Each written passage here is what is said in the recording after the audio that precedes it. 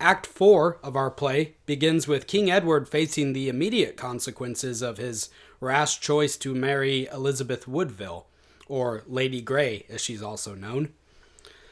Many of his supporters desert him for this. Not only did they believe that this was a political and optical blunder, as we've discussed before, but they also object to the favoritism that Edward begins showing to Elizabeth's family. Clarence and Richard both complain that Edward has arranged for marriages between various heiresses with the Woodville family who would have been better suited to other nobles, such as themselves. And we also know, not so much from the play, but from history, that Edward went ahead and appointed many of his new queen's family members to high offices in the state, too, who hadn't necessarily merited those honors. A lot of the new names that we see popping up in these acts, Lord Rivers, Pembroke, and others, these were members of or friends of the Woodville family, the Queen's family. And because everybody's ambitious and hyper-aware of insults to their dignities, as we've discovered by now, this angers a lot of the Yorkist nobles.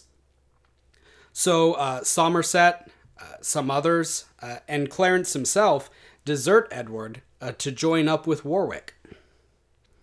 And this probably seems a bit abrupt, as well as unaffectionate and unbrotherly on George's part, the Duke of Clarence's part. But there are some motives for abandoning his brothers that the play doesn't give, but that we can infer from what we know of his history in real life. We know that Warwick was a rich and influential man, second to none but the king, as a matter of fact, and that he was also known as the King Maker. And Clarence, who had been watching his older brother now flaunt the royal prerogative, and fill the court with his wife's friends and family, and just basically do whatever he wanted, well, Clarence was probably beginning to get a taste of envy for power himself, watching all of this play out. He doesn't voice it to us in soliloquy, like Richard does, but that greed was certainly there. We read in the play that he determines to go marry Warwick's other daughter, and that determination seems to come out of nowhere. But historically, Warwick had been the one who proposed the match. And when the Kingmaker offers an ambitious, envious younger brother his daughter's hand in marriage, well, you can bet that he probably didn't have to think too hard about making that decision. Maybe he even thought that Warwick had chosen him to replace his older brother on the throne. If one of the sons of York was going to be disobedient to the Kingmaker and make a fool out of him, then it stands to reason that the Kingmaker could remove him and put another son in his place.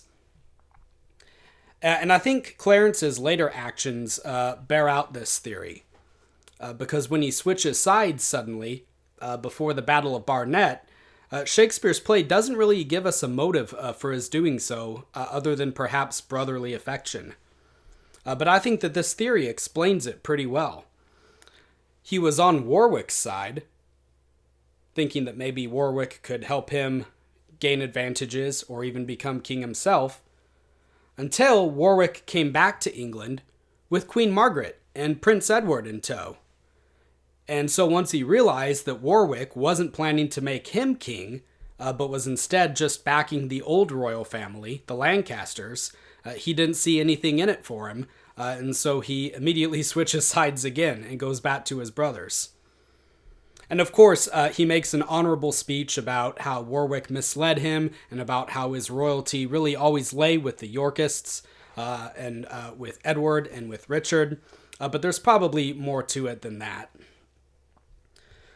So anyway, all these people desert to Warwick. Richard doesn't desert, and Edward thinks it's because his brother is staying loyal to him, but Richard really just thinks that he has better chances of getting the crown for himself by feigning loyalty to him for the moment. So Edward isn't very fortunate in his choice of allies. Probably the only people who are truly loyal to him at this point are the Queen's family, since their fortune is tied up with his own. But regardless, he's feeling very confident that he can handle any opposition that comes his way, probably because he has so many victories under his belt already. And it's his overconfidence that probably accounts for what happens next. So in the year 1469, Warwick's forces arrived back in England. They started instigating revolts against the king, and they were able to surprise Edward's encampment and capture him. The queen, Lady Grey, has to go into exile. Richard and his allies have to flee. And for a brief period, it seems that Warwick has been successful. He came back and overthrew the Yorkists. King Henry is dragged out of prison in the Tower of London and put back onto the throne. And it's clear that his time in prison hasn't changed him much. He immediately forgives the lieutenant and the guards who are keeping watch over him, and then he thanks them for treating him kindly. And he forgives Warwick and Clarence, too. Not only does he forgive them, he puts his absolute faith and trust in them. And gladly, he says, "Oh, I'm glad this is all behind us." He even goes so far as to make them co-protectors of the realm. Now, we might be inclined to laugh at this. After all, it's incredibly naive, but it's also very tragic at the same time. Henry truly does believe in the virtues of forgiveness, mercy, and kindness. And after all he's seen now of human depravity, of ambition and backstabbing, slanders and war and slaughter, he still believes in these virtues. Later on, when one of the other lords, Exeter, questions him about whether or not he's putting too much faith in Warwick and Clarence and the others, Henry explains what his reasoning is. He says this: "My meed," or in other words, his merit, my meed hath got me fame. I have not stopped mine ears to their demands, nor posted off their suits with slow delays. My pity hath been balm to heal their wounds. My mildness hath allayed their swelling griefs. My mercy dried their water-flowing tears. I have not been desirous of their wealth, nor much oppressed them with great subsidies, nor forward of revenge, though they much erred. Then why should they love Edward more than me? No, Exeter, these graces challenge grace, and when the lion fawns upon the lamb will never cease to follow him." So he sees his reestablishment on the throne as a confirmation that he's been ruling correctly. He's seeing the good win out in the end.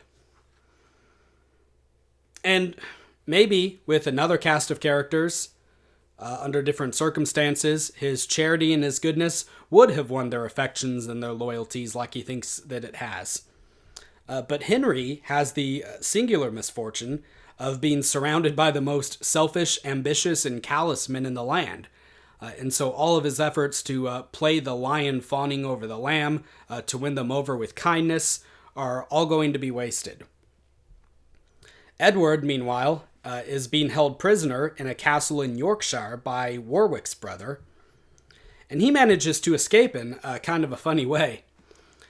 Because he's so personally amiable and charming, he's managed to befriend Warwick's brother somewhat, even though he's his jailer, and so he isn't paying as close a watch to him as he should be. He's letting him go out into the nearby woods to hunt, accompanied by a guard, and so he's having a grand old time over there as a prisoner. And so Richard and other Yorkists sneak up on the castle one day while Edward and his guard are hunting, and Richard basically says, "Psst, hey, come on, let's get out of here." And Edward goes, "Okay." And then he looks to his guard and he says, "Hey, why don't you come with us?"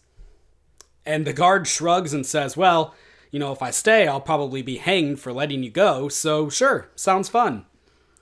And so they all flee the country together and regroup abroad.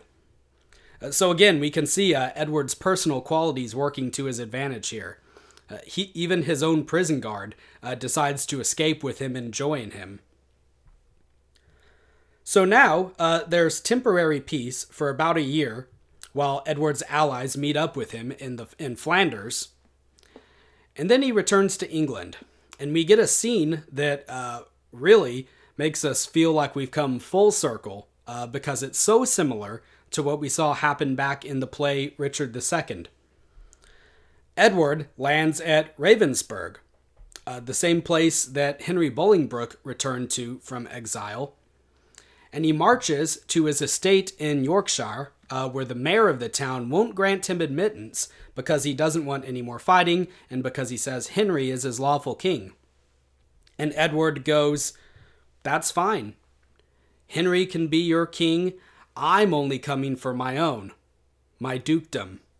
Nothing more." The exact same thing that Henry Bolingbroke said 70 years earlier. And initially, it seems to be working just as well for him, this approach. The mayor says, "Oh, okay," and lets the army into the city. And it's clear that Edward he's planning to use this line for as long as possible, just like Bolingbroke did. Only this time, the nobles aren't going to put up with it. They don't want any more of the ambiguities and gray areas that came about because of Bolingbroke's obfuscation last time. So Richard and the others say, "No, if you want to be king, you're going to have to say so." One of them, Montgomery, actually starts to leave. He says, "I came to serve a king, not a duke. Bye." And so to save the situation, Edward quickly says, "Okay, fine, I'm here to be king. You caught me." And that makes everyone happy.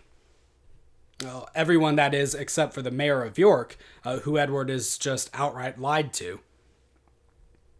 It's interesting that in the historian Edward Hall's chronicle of the matter, he takes special exception to this lie on Edward's part. And he suggests that what would happen in the future to Edward's sons and to himself was in some measure a divine retribution for perjuring himself here so obviously. Now, Shakespeare doesn't really highlight that aspect of things because I don't know what the exact reasons are, but I assume it's because he has a lot of ground to cover here. A lot of action starts to take place in these last two acts. When the royal court hears about Edward's return, all of Henry's champions rush off to gather their forces in different parts of the country. Warwick, Clarence, and Montague all think that they can raise men for battle, and so they go to do so. Margaret and the prince are on their way back from abroad with men too. But, something kind of important, they've all forgotten about Henry. They all go off their separate ways, and Edward's forces, meanwhile, march into London, unopposed, while everyone else is distracted and looking the other way, and they take Henry in the throne room itself. And this is kind of a bit hard to believe, but it did happen. And it's, again, a testament to Edward's skill as a military commander. His army moved swiftly and silently, and the Lancastrian forces never saw him coming. They were able to come right in and take the city. Probably remembering the ease with which he made his own escape, and not willing to make the same mistake, Edward has Henry conveyed back to the Tower of London secretly, and he has him locked up. But he knows that the fight's far from over. Warwick and Margaret are the real enemies now. So having Henry in the Tower of London is basically like having a bargaining chip for if things go really wrong. So we get two battles right in a row that pretty much conclude the War of the Roses. The first is the Battle of Barnet, where Clarence defected back to his brother's side before the battle started. And this was a battle that was fought very early in the morning, in the dark and in a heavy fog. And that maybe explains why things went so poorly for Warwick, despite him having the greater numbers. Apparently fearing a surprise attack from Edward, which would have been wise, since it's likely that that's what Edward was planning to do, Warwick decided to blast his cannons throughout the night into the general area where he thought that Edward's encampment was. This bombardment was continual, and it actually ended up doing more harm than good. It let the Yorkists pinpoint where Warwick's men were located, and they were able to creep closer in silence as they're firing their cannons and all other noises being drowned out.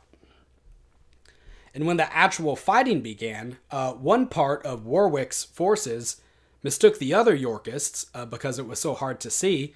They mistook the other part for Yorkists, and no one was sure if it was out of confusion or out of yet another betrayal. Everybody just started killing each other. They didn't know who was a friend or who was a foe. So there was complete chaos, and eventually Warwick realized that his cause was lost. His men scatter, his brother is killed, and he himself dies, lamenting that none of his revenues, none of his land holdings, and none of his allies can stave off mortality. He says, "These eyes that now are dimmed with death's black veil have been as piercing as the midday sun to search the secret treasons of the world. The wrinkles in my brows, now filled with blood, were likened oft to kingly sepulchres, for who lived king but I could dig his grave? And who durst smile when Warwick bent his brow? Lo, now my glory smeared in dust and blood. My parks, my walks, my manners that I had, even now forsake me, and of all my lands is nothing left me but my body's length. Why, what is pomp, rule, reign, but earth and dust? And live how we can, yet die we must." So this is a rather ignoble end for the kingmaker, and a good illustration of the maxim that he who dies with the most toys is still dead. After this battle, the next one, the Battle of Tewkesbury, is kind of an afterthought. Margaret arrives in England just in time to hear that Warwick's been defeated, and even though Edward now clearly has the advantage and the superior force, she decides to try her fortune anyway. She still has her son, who's valiant, and she still has her allies Somerset and Oxford. And because she's so determined and headstrong herself, she refuses to back down now. So the Battle of Tewkesbury was a smaller conflict than the Battle of Barnet. Like I said, kind of an afterthought. And Edward appears to have won it without much of a struggle. Shakespeare doesn't appear to have spent too much time on it either, but he does dwell on what happens afterward. So Margaret and the prince are brought before the York brothers as captives. And we see that Wheel of Fortune spin one more time, only now Margaret's at the bottom. At the start of this play, remember, she had overseen the death of the Duke of York's son, and then mocked him before killing him too. And now, she has to watch as her own son is butchered in front of her. And what really seals his fate is that the young prince runs his mouth off to Edward. Because he's not like his father, he's more like his mother, or like his grandfather for that matter. He refuses to be cowed and to kneel before someone else's king. And so he enrages each of the brothers, and they stab him to death, more out of passion than policy. Though it would make sense, I guess, politically not to let him live either. So now we have another innocent son whose life has been claimed by this war. And this just breaks Margaret. She's reduced to mourning and tears in a way that we really haven't seen her be reduced to before. But just as perhaps the York brothers are on the point of saying that she got what was coming to her, she says that they'll get what's coming to them. She says, you have no children, butchers. If you had, the thought of them would have stirred up remorse. But if you ever chance to have a child, look in his youth to have him so cut off as deathsmen you have rid this sweet young prince. So she says, this is all going to come back around to you. If you ever have children, be warned. So this is a curse. She's saying that this act doesn't settle the score morally, that there's still a price that's going to be paid, and that the cycle of violence and of vengeance is going to continue on into the next play. She isn't killed because she's a woman, but Edward has her carried away captive. And then Richard suddenly says, "Oh, hey, I've got to go. There's something that I need to do." And he rides off without saying a word as to what his intentions are. And his brothers kind of shrug and say, "Well, that's Richard for you." And then they go on about their business. But we see that he immediately goes to the Tower of London and he assassinates King Henry. Now, historically, Henry almost certainly was assassinated, though there isn't any evidence to suggest that it was Richard of Gloucester that committed the deed personally. But we've seen throughout this play how Richard has grown from a bit of a background character to more of an active player. And we're watching Shakespeare realize the dramatic possibilities and story potentials for this historical figure kind of in real time. Shakespeare probably already had the next play, Richard III, in mind as he was finishing up this one. And so in these last few scenes, Richard really usurps the stage. He confronts King Henry, who, for once, doesn't have a kind word to say to him. He also refuses to beg for his life. We've seen Henry be stoic and serene in cases where doing so was a detriment, but now in the moment of his own death, those same characteristics show to more good effect, I think. And before he dies, he actually prophesies. Richard tells him that he's killed his son for his presumption, and instead of mourning or weeping, Henry throws this back at him. "Hadst thou been killed when first thou didst presume, thou hadst not lived to kill a son of mine. And thus I prophesy that many a thousand which now mistrust no parcel of my fear, and many an old man's sigh, and many a widow's, and many an orphan's water-standing eye, men for their sons, wives for their husbands, orphans for their parents' timeless death, shall rue the hour that ever thou wast born. The owl shrieked at thy birth, a sign of evil. The night crow cried, a boding luckless time. Dogs howled, and hideous tempest shook down trees. The raven rooked her on the chimney's top, and chattering pies in dismal discord sung. Thy mother felt more than a mother's pain, and yet brought forth less than a mother's hope, to wit, an indigested and deformed lump, not like the fruit of such a goodly tree. Teeth hadst thou in thy head when thou wast born, to signify thou camest to bite the world, and, if the rest be true which I have heard, thou camest..." And he's cut off here because Richard stabs him. And we're left to wonder where Henry would have said that Richard came from, but it's probably not that hard to venture a guess.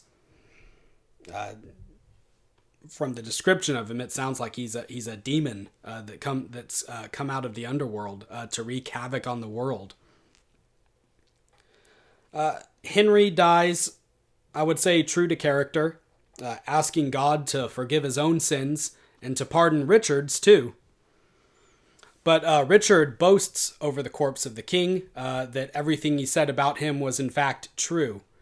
He sort of takes delight in his deformity and in the evil omens that surrounded his birth, and that doesn't bode well for England. So, the Henry VI trilogy ends with Edward IV securely on the throne in the year 1471, with his queen, Elizabeth Woodville, by his side, and their newborn son in her arms. And he expresses his hope that now, finally, the country can have peace and begin to heal. The note of optimism that the play ends on rings hollow, though, because we, the audience, already know that there's a serpent in the garden. Richard doesn't intend to let things rest, but for the time being, he's feigning loyalty to his older brother, like Judas did to Christ. I think it's interesting. It's interesting to study these Henry VI plays from the perspective of Shakespeare's dramatic work as a whole, because in them we see echoes, which are actually more like precursors, of other ideas and other imagery that crop up in his later works. Remember, of course, that these were among his earliest plays. So we can read in Warwick's death speech, for example, the inspiration for the death speech of Hotspur in Henry IV, Part 1, lamenting that great ambition is concluded in no larger space of earth than is accorded to every man. We can see in Margaret's final rallying speech to her troops the determination and the disdain for useless mourning that we read about in Richard II when his lackeys were trying to pluck his spirits up off the coast of Wales. And of course, we can see the personality of Richard, Duke of Gloucester, starting to develop into what it would later be in Shakespeare's next play, Richard III. So although these plays were among his earliest works, and the speeches in them are similar to undeniably superior speeches that we read elsewhere, it's still interesting to read and to see how Shakespeare was playing with these ideas, whether they be turns of phrases, metaphors, or expressions, long before he would eventually express them in their polished form. So that'll be it for Henry VI.